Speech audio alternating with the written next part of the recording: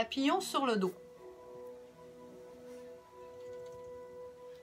Étire la nuque. Et pas loin des oreilles. Les bras au choix. Là, je suis un petit peu coincée avec ce qu'il y a en arrière, mais ça pourrait être les deux bras comme ça ici. Comme ça ici. Comme ça ici. Donc, on choisit nos bras. Talons pas trop loin de nos fessiers. On va laisser les deux genoux ouvrir. Les pieds restent ensemble. La distance entre les pieds et l'aine, c'est vraiment au niveau du confort. Donc, si c'est pas confortable, on peut éloigner les pieds un peu. Donc, on peut commencer plus loin, ouvrir.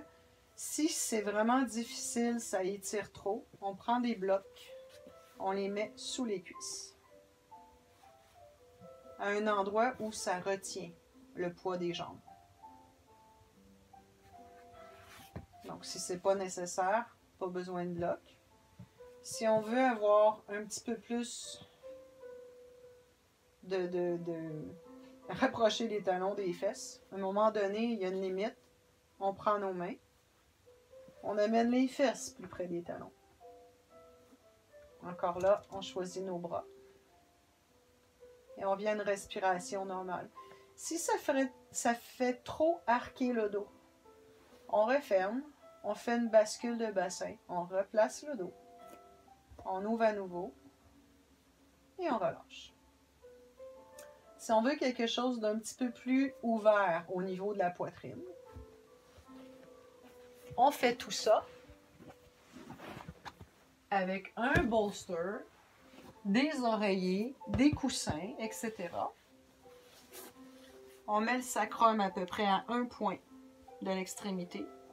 On s'en vient déposer le dos, la tête. Ceux qui ont besoin, serviette sous la tête pour mettre la tête droite. Et on refait la même chose. Ouvre et relâche. Dans ce cas-ci, on a les adducteurs. On pourrait quand même utiliser les blocs. Et on choisit les bras. Et plus les bras vont ouvrir, plus ça va étirer au niveau de la poitrine, pectoraux, épaules. L'important, c'est que les lombaires soient confortables. Donc, si ce n'est pas le cas, on oublie ça.